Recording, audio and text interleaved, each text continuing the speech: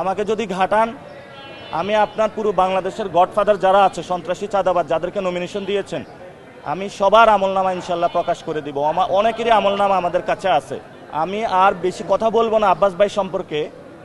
ওনার প্রচুর আমলনামা আমার কাছে আসতেছে।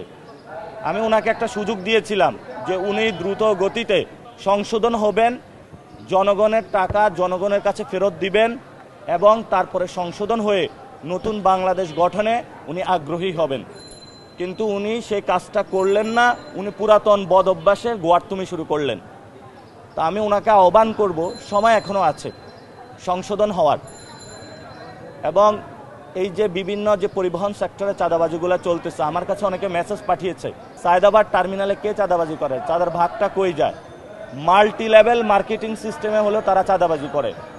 অর্থাৎ ওয়ার্ড কমিটি থেকে একদম আব্বাস থেকে একদম তারেক রহমান পর্যন্ত চাঁদার ভাগ যায়। তা আমরা এই সকল কার্যক্রম বন্ধ করার জন্য অনুরোধ জানাচ্ছি। আমরা তাদের যে সন্ত্রাসী গ্যাংস্টারের যে ইকোনমি, এটা বাংলাদেশে গণ অভ্যুত্থানের পরে আমরা চাই না।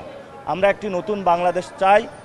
আমরা আগামী 5 দিন হলো ভোটার যোগ করব, অর্থাৎ একদম ক্লোজ টু ভোটারের কাছে যাব এবং ভোটারদেরকে গিয়ে এটা বলবো যে আপনারা নির্ভয়ে ভোট দিতে যাবেন ভোট কেন্দ্রে। কেউ ভয় পাবেন না। জনগণ যদি একসাথে ভোট দিতে যায়, নতুন বাংলাদেশ ইনশাল্লাহ গঠন হবে।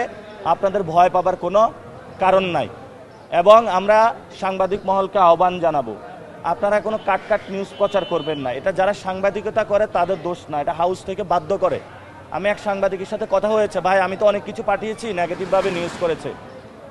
তো যেই সব হাউসের মালিক পক্ষ রয়েছেন এবং সম্পাদক মণ্ডলী আছেন, আপনাদের জ্ঞাতার্থে আমরা জানাতে চাই 5 তারিখের পরে আপনারা অনেক সহনশীল আচরণ করেছেন, এখন আবার এই অসহনশীল আচরণ করছেন। এটা গণতন্ত্রের পথে বাধা।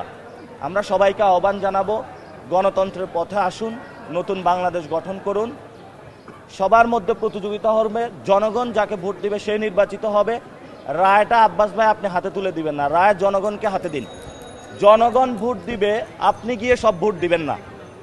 যারা ভোট কেন্দ্র দখলের চিন্তা করতেছে, ইলেকশন ইঞ্জিনিয়ারিংয়ের চিন্তা করতেছে, আমরা আশা করি তারা নতুন বাংলাদেশে এই পথ পরিহার করবে, সবাই নতুন বাংলাদেশের পথে চলা শুরু করবে।